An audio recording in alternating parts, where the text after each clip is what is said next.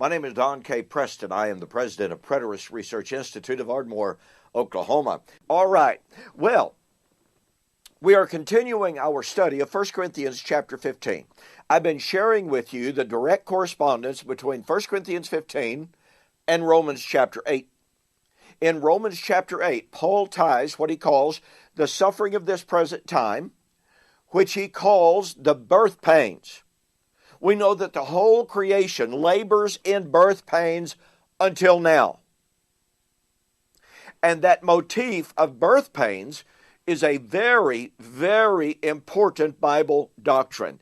I've been sharing with you the fact that in the Jewish narrative, the Jewish eschatological storyline, they believed that in the last days, you would have the appearing of Elijah. He would come and he would make declarations and judgments in regard to the law. He would make judgments in regard to marriage. You need to get a copy of my book, Elijah Has Come, a solution to Romans 11, 25 to 27, for a discussion of that. Anyway, you would have the appearance of Elijah.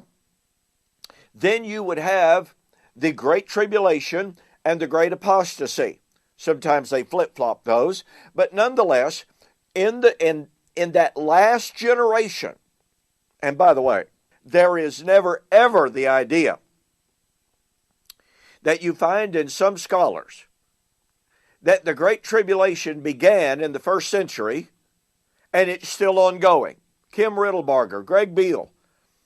No, that idea is not found in the Bible. It's not found in the Jewish narrative. But that Great Tribulation, the Great Apostasy, leads directly to the coming of the Lord, the judgment, and the resurrection.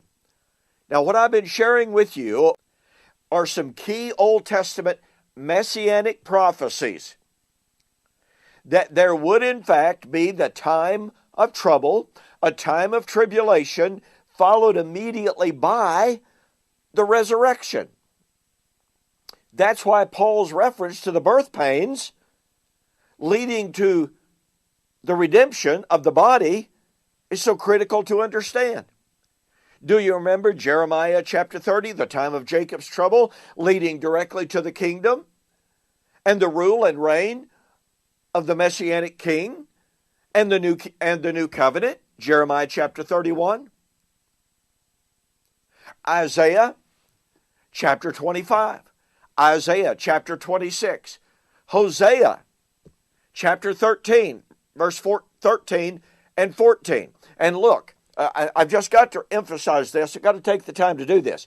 Remember that in Isaiah chapter 25, you have the prediction of the destruction of the city and the temple, followed immediately by the prediction of the resurrection.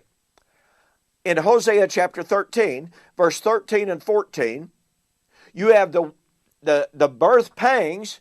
Israel would be in birth pangs and then delivered through resurrection.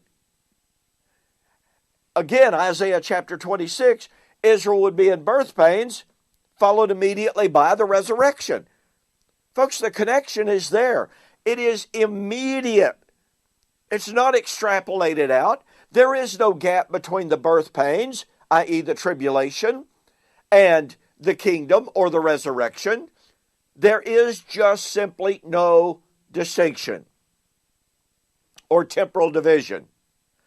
Okay, I want to share with you another passage, a very famous passage, that makes that connection, absolutely inseparably. In Daniel chapter 12, verse 1 and 2. And at that time, Michael shall stand up, the great prince, who stands watch over the sons of your people, and there shall be a time of trouble, such as never was since there was a nation, even to that time, and at that time your people shall be delivered, everyone who is found written in the book. Now, keep in mind Jeremiah chapter 30, foretold a time of tribulation, Jacob's trouble, such as had never been since there had been a nation, or ever would be. Here is the exact same language. I will share with you an argument that is now being made to avoid the force of this text. And I'll show you what's wrong with that argument. But in the meantime, here we have emphatically, specifically, explicitly, the prediction of the Great Tribulation. Verse 2. And many of those who sleep in the dust of the earth shall arise or awake, some to everlasting life, some to shame and everlasting contempt. So what do we have? We have great tribulation, resurrection. In Jeremiah chapter 30, great tribulation, kingdom, new covenant. Isaiah 25, tribulation, resurrection. Isaiah 26, birth pains, tribulation, resurrection. Hosea 13, birth pangs of the Messiah, resurrection. Daniel chapter 12, tribulation, resurrection. Folks, unless you can divorce Daniel chapter 12 from all of these other passages that have the birth pangs of Messiah, i.e. the tribulation, unless you can divorce this text from all of those others. Now, look, it's possible. We can't be guilty of illegitimate totality transfer, but here's the exact precise motif of the tribulation, of the birth pangs, followed immediately by what? The resurrection. So I say again, unless you can divorce Daniel 12 with its motifs that are identical to these other passages, since those other passages are clearly, unmistakably messianic, i.e., guess what? Isaiah 25, Hosea 13, applied by Paul to the end-time resurrection. So unless you can divorce the resurrection and the tribulation of Isaiah 25 and Hosea chapter 13 from Daniel chapter 12, then guess what?